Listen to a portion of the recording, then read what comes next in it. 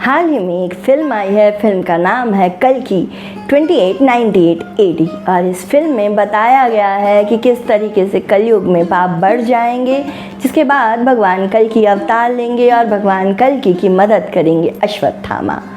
Film हालांकि science fiction है, तो मैं समझ रही हूँ कि कल्पना के आधार पर है। फिल्म में रचनात्मक स्वतंत्रता भी पर्याप्त ली गई है, लेकिन कुछ ऐसी बातें हैं जो हिंदू धर्म में, सनातन धर्म में लोगों के मध्य संशय पैदा कर रही है और इसी वजह से मैं आज ये वीडियो लेकर आई हूँ। इस वीडियो को आखिरी तक देखें ताकि कलयुग, भगवान कल्कि और इन दोनों चीज़ों से जुड़े हुए आपके मन में जो कई सारे प्रश्न हैं उनका उत्तर आपको मिल सके। तो इस फिल्म कल्कि 2898 AD की शुरुआत होती है वहाँ से जहाँ अश्वत्थामा ब्रह्मास्त्र का आह्वान करते हैं, उत्तरा के गर्भ पर ब्रह्मास्त्र मार देते हैं। भगवान श्री कृष्ण वहाँ पहुँचते हैं, अश्वत्थामा के सर से उसकी मणि छीन लेते हैं, उसको अमर हो जाने का एक तरीके से श्राप दे देते हैं और फिर साथ ही यह भी कहते हैं कि कलयुग के अंत में तुम मेरे अगले अवतार यानी कि कल्कि अवतार की मदद करोगी। लेकिन अगर आप महाभारत देखेंगे तो ऐसा बिल्कुल नहीं है। आज कई लोग कहते हैं कि अश्वत्थामा जिंदा है, अश्वत्थामा को खोजा जा सकता है, लेकिन महाभारत के अनुसार वस्तु परिस्थिति बिल्कुल अलग थी। हुआ दरअसल ये था कि अपने पिता गुरु द्रोणाचार्य की मृत्यु के बाद अश्वत्थामा बहुत नाराज़ थे। द्रोणाचार्य का वध किया था द्रौपदी के भाई धृष्टद्युम्न ने और तब अश्वत्थामा ने तय कर लिया था कि वो पूरे के पूरे पांडव वंश का और पांचाल देश के समूचे वंश का, जहाँ से द्रौपदी आती है, उसका नाश कर देगा। अपने इसी इरादे को लेकर देर रात अश्वत्थामा पांडवों के कुटीर में घुसा। द्रौपदी के 5 सोते हुए पुत्रों की उसने हत्या की और पांचाल देश के कई लोगों की उसने हत्या कर दी। जिसके बाद उसे भय लगा भीमसेन का, वो एक तरीके से छुप गया। लेकिन अश्वत्थामा को खोजने के लिए अश्वत्थामा के पीछे गए भगवान श्री कृष्ण, भीमसेन, अर्जुन और युधिष्ठिर। वहाँ पर अर्जुन और भीम को आया देखकर अश्वत्थामा डर गया। उसे लगा कि कहीं ये दोनों वीर उसका वध ना कर दें और तब अश्वत्थामा ने एक तिनका तोड़ा। उस तिनके पर उसने ब्रह्मशिर का आह्वान किया और साथ ही उसने कहा कि हे ब्रह्मशिर, तुम इन पांडवों का समूल नाश कर दो। जब अश्वत्थामा ने ब्रह्मशिर का आह्वान किया तो ये देखकर कुंती पुत्र अर्जुन ने भी अपने ब्रह्मास्त्र का आह्वान कर लिया और कहा कि हे ब्रह्मास्त्र, तुम इस अश्वत्थामा को मार डालो। जब इन दोनों योद्धाओं ने अपने सबसे बड़े अस्त्र निकाल लिए तो इन दोनों को रोकने के लिए वहाँ पर व्यास जी महाराज और नारद जी पहुँचे और उन्होंने इन दोनों को समझाया कि मानव जाति के हित के लिए ये ज़रूरी है कि तुम ये अस्त्र ना चलाओ, क्योंकि ये अस्त्र चलाने से पृथ्वी पर प्रलय आ सकती है, अकाल आ सकता है, तो ऐसा मत करो। ये सुनते ही कुंती पुत्र अर्जुन ने तो अपना ब्रह्मास्त्र वापस ले लिया, लेकिन अश्वत्थामा अपना ब्रह्मास्त्र वापस नहीं ले पाए। ब्रह्मास्त्र वापस न ले पाने की सबसे बड़ी वजह ये रही कि ब्रह्मास्त्र को वही व्यक्ति वापस लौटा सकता है जो अपने चरित्र में पूरे तरीके से पवित्र हो, ब्रह्मचर्य का पालन करता हो, सदाचार के मार्ग पर चलता हो। अब ये सारे गुण अश्वत्थामा में नहीं थे, तो उनका ब्रह्मास्त्र तो चलना ही चलना था। लेकिन इस चीज़ से व्यास मुनि बहुत क्रोधित हो गए। उन्होंने अश्वत्थामा को कहा कि तुम पापी हो, तुमने बहुत बड़ा अपराध किया है। अश्वत्थामा ने तब कहा कि मुझसे गलती हो गई है और इस गलती के फलस्वरूप मैं ये कर सकता हूँ कि ब्रह्मास्त्र पांडवों पर ना जाए बल्कि उन लोगों पर जाए जो अभी गर्भ में हैं, यानी पांडवों की जो स्त्रियां हैं उनके गर्भ का ही मेरा ये ब्रह्मास्त्र नाश करेगा। मैं ब्रह्मास्त्र को इस तरीके से मोड़ देता हूँ। अश्वत्थामा ने जैसे ही उत्तरा के गर्भ की ओर वो ब्रह्मास्त्र मारा, उसी दौरान भीमसेन को कुछ याद आया। भीमसेन ने अपने बड़े भाई और भगवान श्री कृष्ण को बताया कि जब वे अश्वत्थामा को खोजने के लिए निकल रहे थे तब देवी द्रौपदी ने कहा था कि अश्वत्थामा का वध कर देना और अगर वध ना कर सको तो उसके सर के ऊपर जो मणि लगी हुई है वो मणि मेरे लिए ज़रूर लेकर आना। यही मेरा प्रतिशोध है उस अश्वत्थामा से जिसने मेरे भाइयों को, जिसने मेरे पुत्रों को मार डाला है।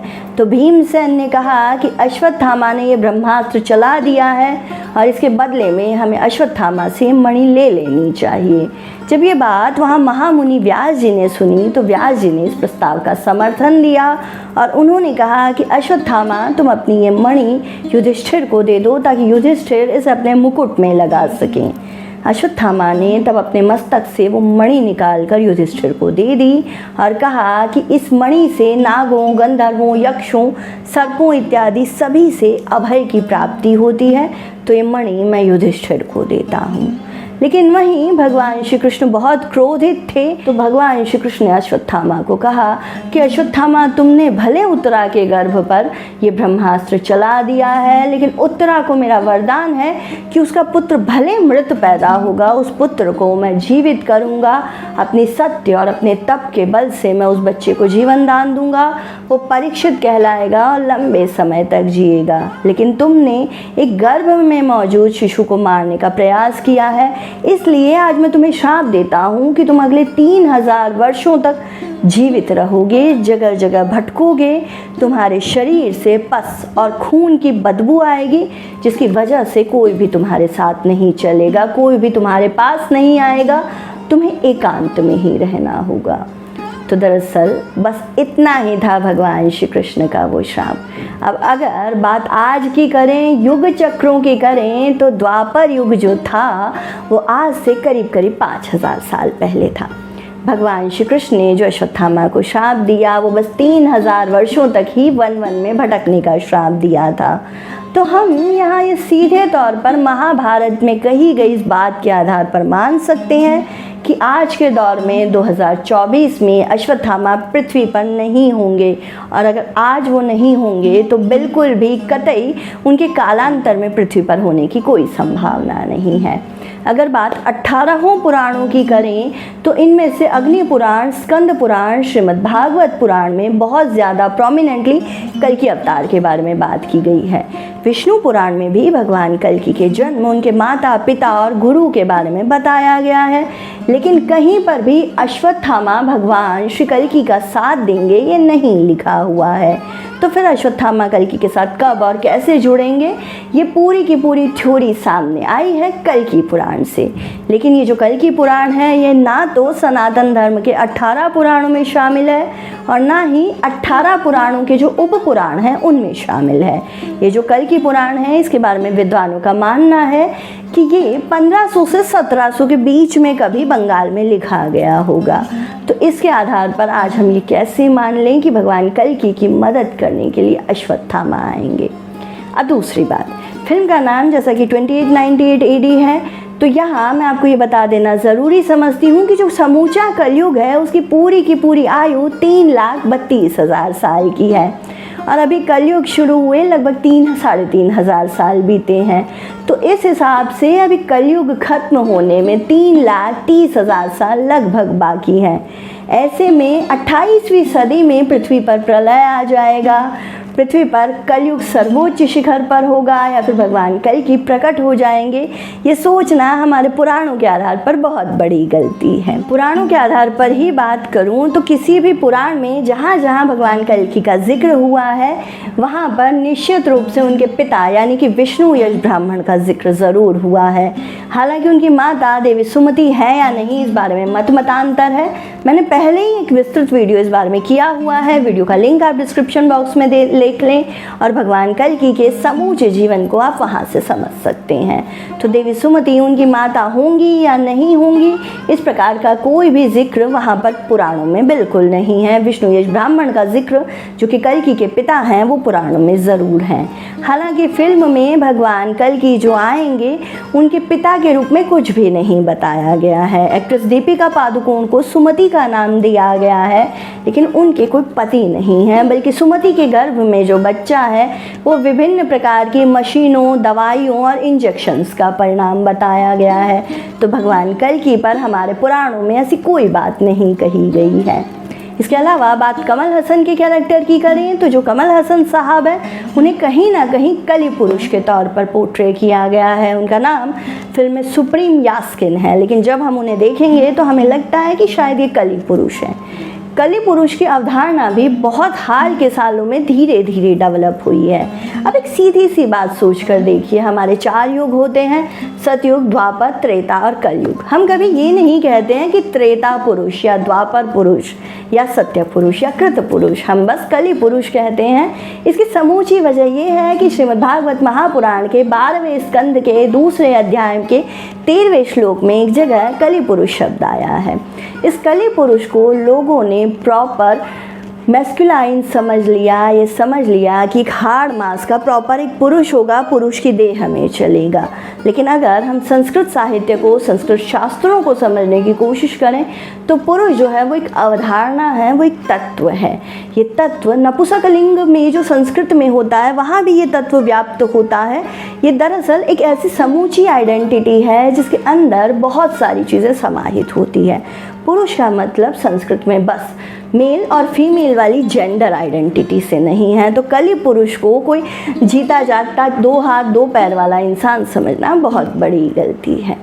ये वो सारी बातें हो गई जो कहीं ना कहीं कुछ लोगों के मन में कन्फ्यूजन्स थे, उनके बारे में मैंने बात की। लेकिन अब एक और बहुत बड़ी बात, इस फिल्म में कल्कि में जो प्रभास का कैरेक्टर है उसको लास्ट में कर्ण के तौर पर पोर्ट्रे किया गया, और साथ ही साथ अश्वत्थामा के कैरेक्टर से कई बार ये कहा गया कि कर्ण बहुत बड़े महारथी थे, बहुत बड़े अजेय योद्धा थे। आज के दौर में भी मैं देखती हूँ कुछ फिल्मों की वजह से, कुछ टीवी शोज़ की वजह से कर्ण को बहुत ज़्यादा ज्ञानी, बुद्धिमान और एक ऐसा व्यक्ति मान लिया जाता है जिसके साथ अत्याचार हुए हैं, जो अंडर प्रिविलेज था। लेकिन कर्ण ऐसे बिल्कुल नहीं थे। दरअसल जब आप कर्ण के कैरेक्टर को बहुत पास से देखने की कोशिश करेंगे तो महाभारत में कई जगह आप कर्ण को बहुत क्रूर पाएंगे। इसका सबसे बड़ा उदाहरण तो वही है जब दुर्योधन के दरबार में उस भरी सभा में द्रौपदी को वस्त्र हरण के लिए लाया गया था। वहाँ आने के बाद द्रौपदी ने कहा था कि वो एक वस्त्र है, क्योंकि इस वक्त वो रजस्वला है, यानी कि द्रौपदी पीरियड्स में थी। उन्होंने एक ही वस्त्र पहना हुआ था। उन्होंने कहा कि उनके कपड़े ना खींचे जाएं, सभा में कुछ भी बुरा हो सकता है। उस दौरान कर्ण ने कहा था कि ये 5 पतियों की पत्नी है, ये एक वस्त्र हो अथवा निर्वस्त्र हो, इसका कोई चरित्र नहीं है, ये वैश्या के समान है। अब आप सोचिए कि जो व्यक्ति किसी महिला के बारे में इस प्रकार के विचार रख सकता है, उसे हर जगह पर एक निरीह, अबोध या फिर बहुत दुखियारा पोर्ट्रे करना कहाँ से सही है। महर्षि वेदव्यास ने तो महाभारत में ये भी कहा है कि दुर्योधन एक पाप का वृक्ष है और उस वृक्ष का स्तंभ, उस वृक्ष के स्कंध कर्ण स्वयं हैं। तो कर्ण जो हैं उनका पूरी की पूरी आइडेंटिटी कई बार दुर्योधन को उतना पापी बनाने में लगी रही जितने पापी दुर्योधन हमारे सामने हैं। दुर्योधन का पाप बस दुर्योधन का नहीं था, बल्कि उन्हें बहुत बड़ा बैकअप था, बहुत बड़ा सहयोग था कर्ण से। कर्ण के बारे में कई सारी बातें हैं जिन्हें हम कभी और करेंगे, बहुत विस्तार से करेंगे, क्योंकि एक बहुत लंबा विषय है। ऐसे कई सारे विषय हैं हमारे सनातन धर्म में जिनके बारे में बात करी जानी चाहिए। क्योंकि होता ये है कि जब हम फिल्मों में, सीरियलों में कुछ देखते हैं तो हम मान लेते हैं कि यही सत्य है, वही चीज़ हमारे दिमाग में बैठ जाती है। सबसे बड़ा उदाहरण तो यही है कि जब इंद्रप्रस्थ में दुर्योधन आए, दुर्योधन को वो पांडवों के माया महल में वो पानी से भरी हुई जगह दिखाई दी, उन्होंने धोती ऊपर कर ली और फिर एक जगह जहाँ उन्हें पानी नहीं दिखा वे आगे बढ़ने लगे और गिर गए। उस वक्त कहा जाता है कि द्रौपदी ने हंसकर कहा था कि अंधे का बेटा अंधा होता है, और इसी वजह से द्रौपदी के वस्त्र हरण किए गए भरी सभा में। लेकिन जब आप महाभारत देखेंगे तो द्रौपदी तो वहाँ पर थी ही नहीं। द्रौपदी ने ऐसा कोई शब्द अपने पूरे जीवन काल में कभी नहीं बोला।